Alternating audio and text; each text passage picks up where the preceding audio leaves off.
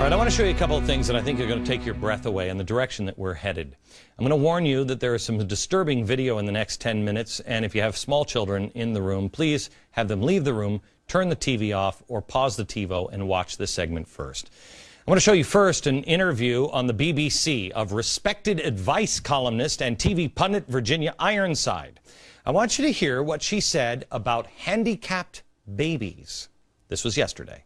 I think that if I were a mother of a suffering child, I would be the first to want, a deeply suffering child, I would be the first to want to put a pillow over its face. Dr. Peter Evans as I would with any suffering thing. And I think the difference is that my feeling of horror at suffering is much greater than my feeling of getting rid of a couple of cells, because suffering can go on for years.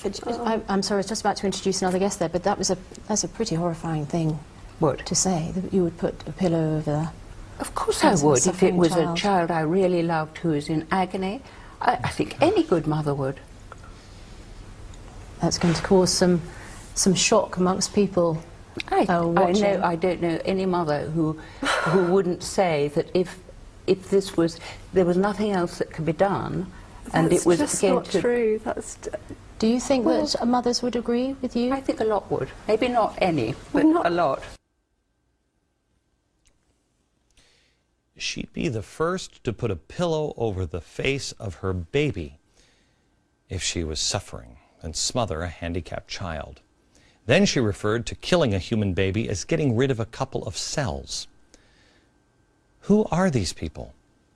And you don't have to go overseas to find them. We are growing new ones at an alarming rate.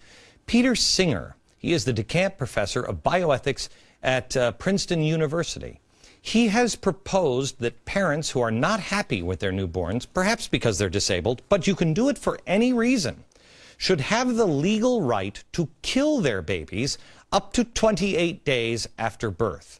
He even goes on to suggest that there is nothing morally wrong with killing even older babies before the point at which they become self-aware, which is usually around 2.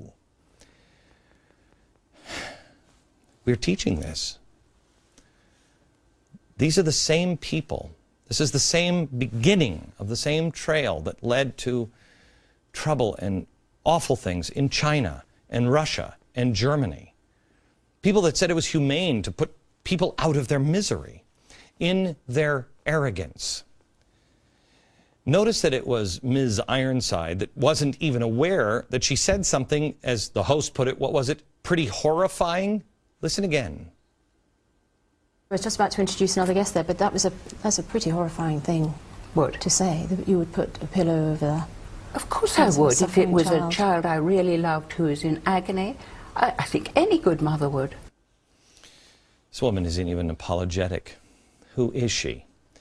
Well, in addition to being a columnist and pundit, she's also was the secretary to Dame Shirley Williams, who is working for the far left-wing group, the Fabian Society. What's the Fabian Society? Well, it's a socialist group in Britain. We've shown you and talked about the Fabian socialists before. People like George Bernard Shaw. Remember, he supported eugenics in killing members of society who are not deemed productive enough. So you know the Fabian Society is the English version of our Progressive Party in America. It is the same root of a rotted tree. Just like Hillary Clinton said, she's an early 20th century progressive. Same people. Another progressive video that will, quite frankly, shock you, as it should, when we come back.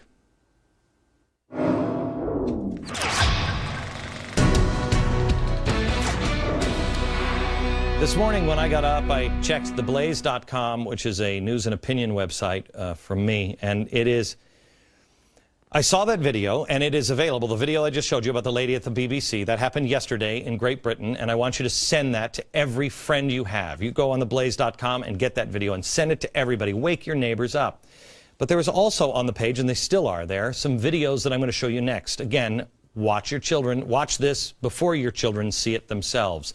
If I wanted to make a video showing what the progressives really are, show their real maniacal face, and show that when it comes to the earth, they're eco-fascists, I would make a commercial a lot like the one I'm about to show you, but I didn't make it. The eco-fascists did, in their arrogance. And they didn't have a problem with it, at least until people saw it. And then they went, why? Why do people have a problem with this? Again, extremely disturbing and graphic. Here it is, ran in England. Watch. Right, kids, just before you go, there's a brilliant idea in the air that I'd like to run by you. Now, it's called 10-10. The idea is everyone starts cutting their carbon emissions by 10%, thus keeping the planet safe for everyone, eventually. Now, this hasn't got to be a huge thing, but I would love it if you and your families would think about doing something. What sort of thing, miss? Well, like getting your dad to insulate the loft, or taking your next holiday by train instead of flying, or buying energy-saving light bulbs. We're thinking of using our car less. I'm going to cycle to school. That's fantastic, Jemima. Now, no pressure at all, but it'd be great to get a sense of how many of you might do this, just a rough percentage. That's fantastic! And those not? Philip and Tracy. That's fine, that's absolutely fine. Your own choice. Okay, class, thank you so much for today, and I will see you all tomorrow. Oh, just before you go, I just need to press this little button here. Now, everybody, please remember to read chapters 5 and 6 on volcanoes and glaciation. Except for Philip and Tracy, of course.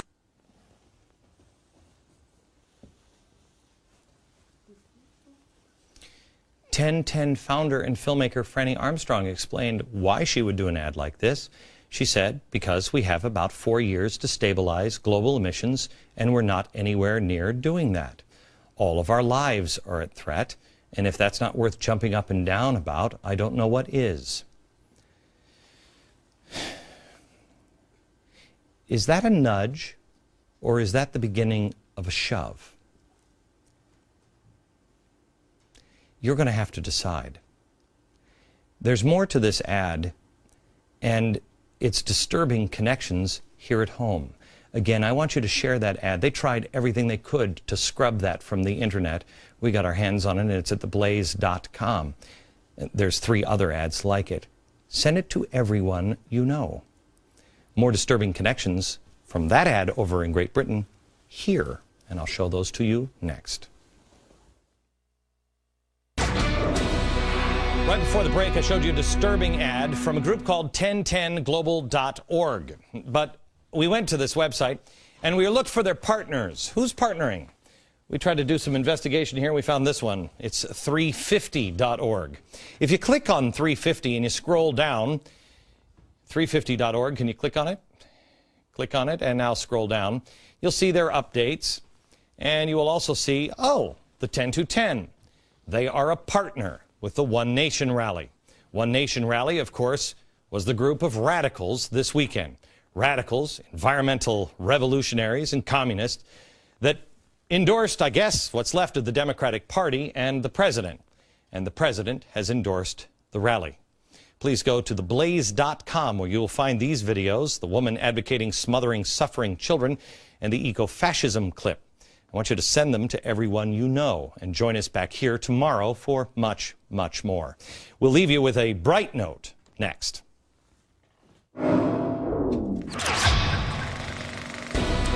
As you may know, on this program, we issued a 40-day and 40-night challenge. Restore honor in your own life, and your country will be restored.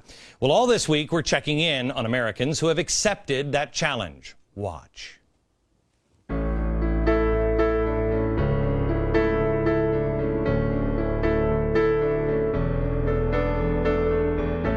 I gave a 40-day challenge on the air 40 days ago today. I asked you to do 3 things: faith, hope, and charity in your own life. My name is Ryan Whitman. I'm a junior at the University of Wisconsin-Milwaukee. I'm Karen Honeycutt. I'm a 41-year-old mother and grandmother from Owenton, Kentucky. My name is Marie West. I'm from Jackson, New Jersey. I'd always been a person who prayed when I was in bed. and I'd always say my Hail Mary and Our Father as I'm falling asleep, and half the time it wouldn't even get out. I really wanted to, get more in touch with my religious side, and I've been kind of lukewarm, and so this challenge I saw as a program that would help me change my life for the better. We're very inspired by Glenn's challenge, and it had such a wonderful effect on my family that we continue to do it. My children are growing tremendously through these prayer times on our knees. My 2-year-old granddaughter loves me time and always begins praying first. I'm 16 days into the 40-day challenge. I actually have had an on-again, off-again relationship with my daughter, and I have seen us getting closer and closer. And my stepson, who has cerebral palsy, he sees me doing this challenge, and he encourages me to keep going, keep trying, don't give up. For me, it's not the fact that we have to count how many days. It's not about a number, but it's about the change. For 10 years, I haven't done any service whatsoever, really. This challenge has prompted me to once again go back to church. My children look forward to doing some act of kindness for one or the other of them each day. It's something we won't do for just 40 days or 40 nights, but continue indefinitely. Take the 40-day challenge and change your life.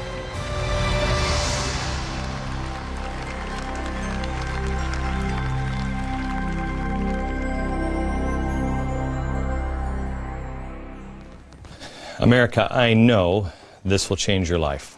I know it will change the direction of the country. On Friday, 40 days and 40 nights since 8/28, we're going to talk to an audience full of people who have accepted the challenge and say it's changing their life. See the life-changing documentary as well. On 8/28, you can find that. It is amazing. On Insider Extreme at glennbeck.com. Sign up, glennbeck.com now. We'll see you tomorrow. Don't miss it. From New York, good night, America.